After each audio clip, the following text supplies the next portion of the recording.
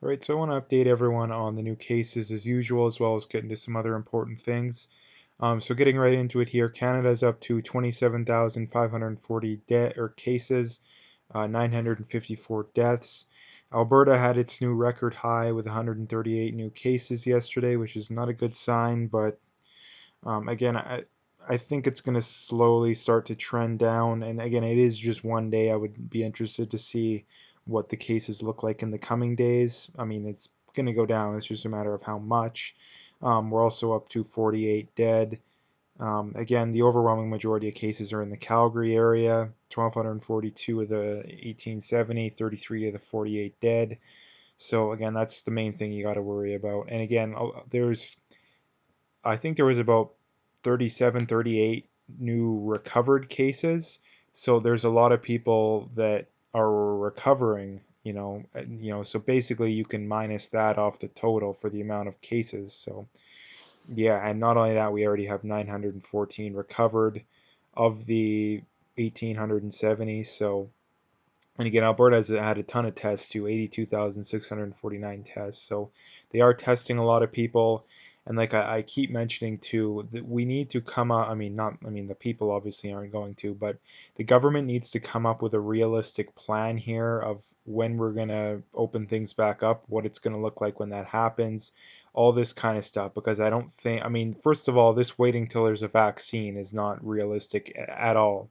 I don't care if this is, Black Plague 2.0, where, 30, whatever it was, 20, 30% of the people die. We can't keep the economy completely shut off for a year.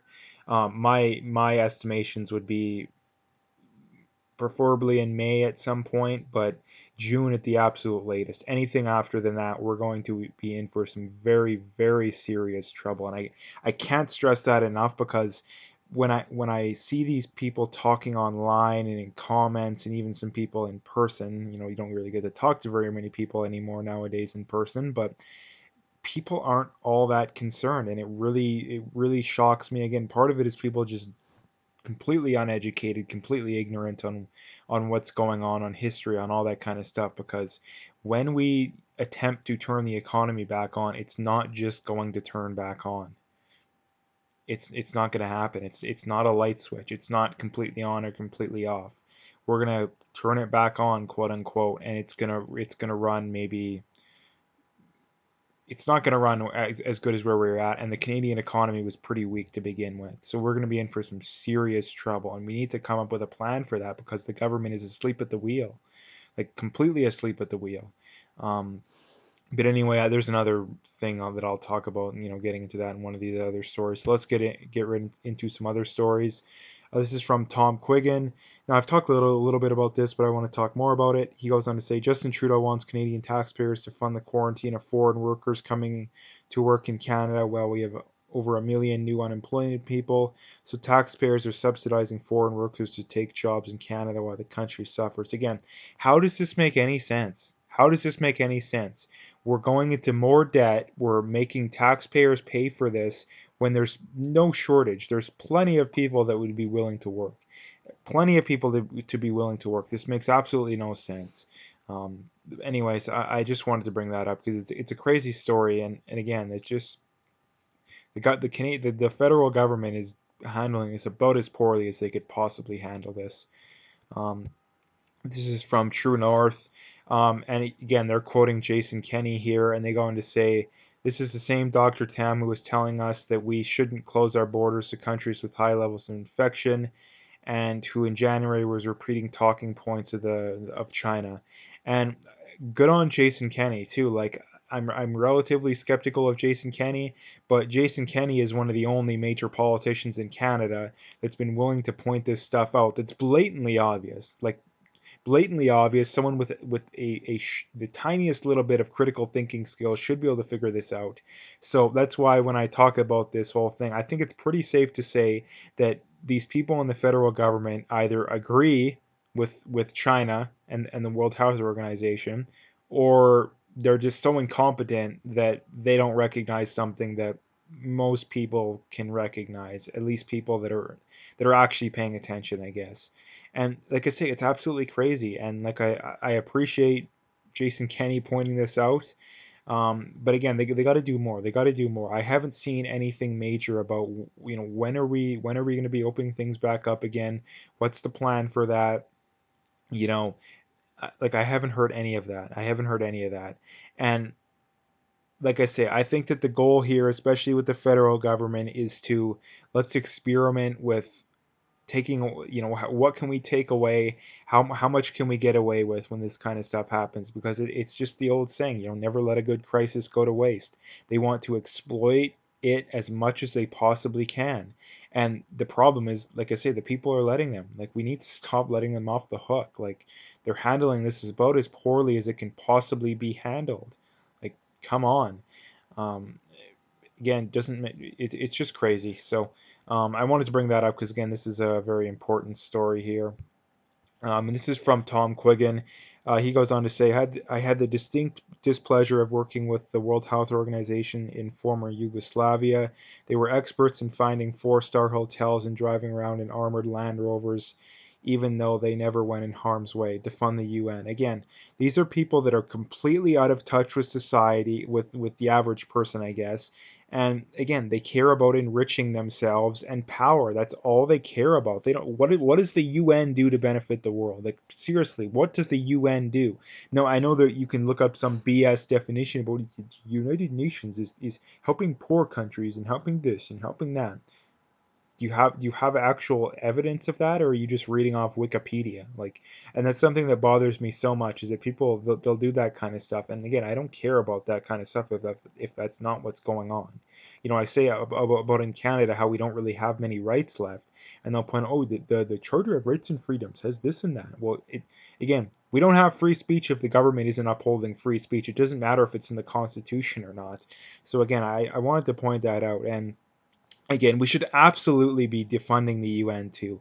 I can't stand all these lefties that constantly complain about how, we're having to cut these public sector programs and public sector jobs, and they turn around and they defend this kind of stuff. Like, you want your BS public sector jobs, let's cut the fat. Like, this is stuff we don't need to be spending money on. Like, why do we have to spending money on this kind of stuff? And we spend lots of money on this kind of stuff. It's not like we're nitpicking some tiny amount of money. Like, foreign aid money to the UN should be outright cut out, completely cut out, or the majority of it should be cut out. And I don't understand, that should be a nonpartisan issue. Like, again, I talk about these things that should be nonpartisan issues, which basically means everybody should be able to agree on, whether you're a socialist, whether you're on the right, you're a moderate, no matter where you are on the political spectrum, we should be able to agree on these kind of things. And the problem is, a lot of these people seem to care more about virtue signaling than they do care about actually getting things done. Virtue signaling doesn't get anything done. All it does is score you political points. And again, when you care more about political points than the well-being of a country or humanity, I guess, like, again, I don't really have words for you. So anyway, the last thing I wanted to bring up here is, again, something that we should be doing in Canada. And again, another kudos to Trump. Again, this is another good a check in the box for Trump. And he orders the U.S. to halt funding to the World Health Organization. And again, that's another thing we should be doing in Canada. I believe the World Health Organization is affiliated with the UN, so they're kind of affiliated. So, and that's a great thing too. The World Health Organization is a terrible organization. They were completely wrong about this stuff. Like, imagine, the World Health Organization should have some of the world's foremost experts on these kind of things, and they were completely wrong. They were more wrong than, some guy who barely even knows what he's talking about. Like, anybody with any critical thinking skills knows wearing a mask helps. Anybody with any critical thinking skills know China is lying, and they're communist. Like, of course they lie. So, and the World Health Organization promoted that kind of stuff. The World Health Organization promoted the conspiracy theory that there's no human to human transmission, or airborne transmission. And again, there is. And because they were, I mean, again, this is going to cost the world insane amounts of money. Not nevertheless the amount of people that are going to die, but insane amounts of money, and nevertheless the amount of indirect people that are going to die too. This is the problem with I should have brought it up earlier, but the comparison with whether or not we should close or open up the economy again. The people on one side, you have the people point out, oh, people could die and all this kind of stuff. Well, how many people are going to die because of? I mean, being unemployed increases your chances of someone committing suicide by double. It doubles your chances. The chances of child abuse goes way up. All this kind of stuff goes way up. Depression goes way up.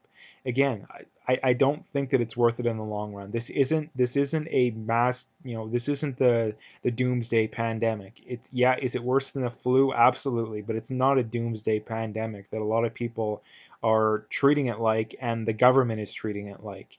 We need to come up with a plan to get the economy back open within the next month ish. Like I say ish because I don't want to say do it by this day. That's more than enough time to come up with a plan to where we can minimize risk once the economy's back open, all the while getting the economy back open. Because, like I say, the cure is going to be worse than the disease. The cure is definitely going to be worse than the disease in the long run.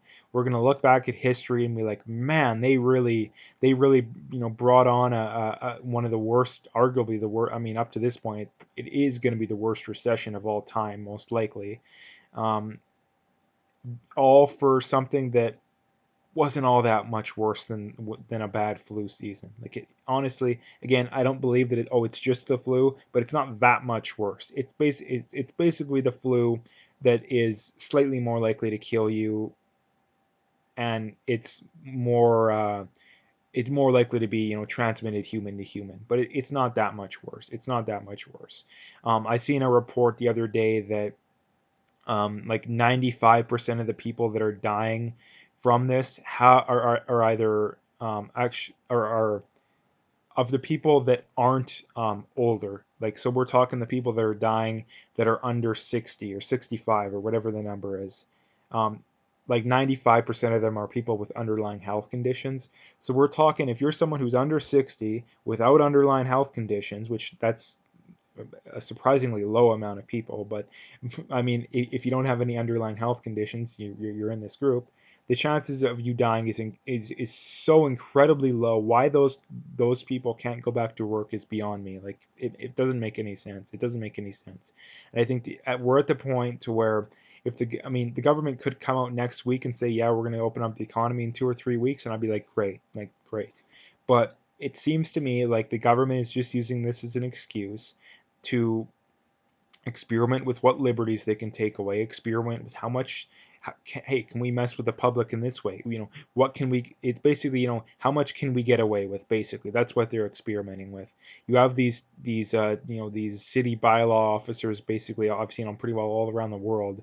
They're giving people tickets for absolute BS reasons. Like they're out in the bush, on their own.